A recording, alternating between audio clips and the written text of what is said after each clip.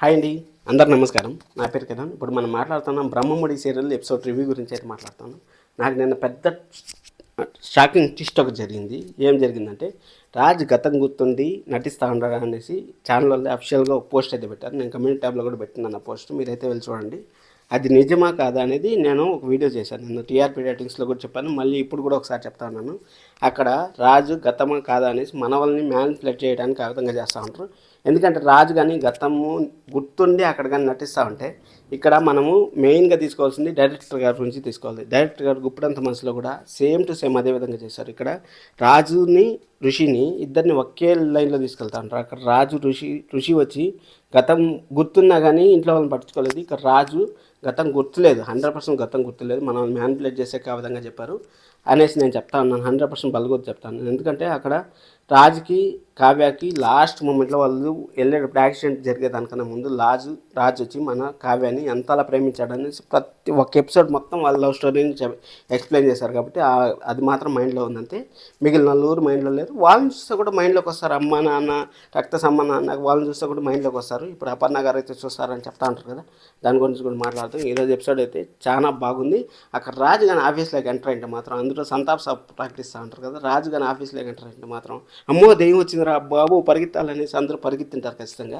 అక్కడ చూసి గుర్తుపట్టేస్తారు అనేసి అనుకున్నారు, కానీ అక్కడ జరిగేది వేరే ఉండేది. కానీ మనకు డైరెక్టర్ గారు అసలు మెయిన్ డోర్ ఈ పక్క ఉంటే కావ్య గారు వెనకాల నుంచి ఎట్టబోతారో ఏమో, వాళ్ళకి కావాల్సిన దారిలో ఆటోమేటిక్గా వచ్చేస్తాయి.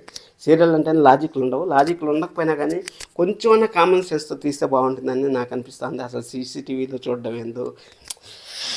ఎందుకులేండి, మనం చూస్తా ఉన్నాం, భరించాలి తప్పదు. ఎందుకంటే ఒకసారి అలవాటు అయిపోయిన తర్వాత మనం చూడాలి ఖచ్చితంగా. చూద్దాం.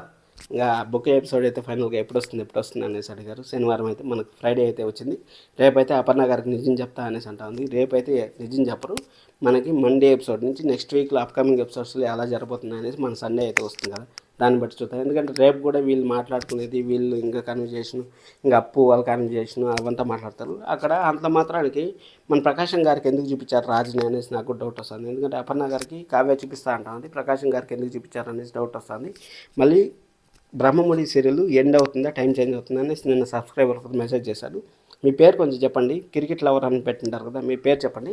అక్కడ ఏమంటే మళ్ళీ లీప్ ఉంటుందా అంటే సెకండ్ జనరేషన్ లీప్ ఉంటుందా అని అడిగారు.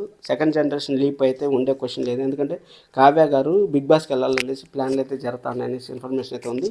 ఇక్కడ సీరియల్ ఎండ్ చేయొచ్చు, లేకపోతే లీప్ అంటే ఇప్పుడు కావ్య గారు అక్కడ మనం ఒరిజినల్గా కానీ తీసుకున్నాం అంటే కావ్య గారు ఆ ప్రెగ్నెన్సీ సమయంలో మనకు అది జరగచ్చు. ఒకవేళ జరిగితే, ఒకవేళ సీరియల్ కొన్ని రోజుల వరకు హోల్డ్ చేసి మళ్ళీ కావ్య గారు జాయిన్ అవ్వచ్చు, రీజాయిన్ అవ్వచ్చు. ఆ విధంగా ఒకటి ఉంటుంది ఆప్షన్.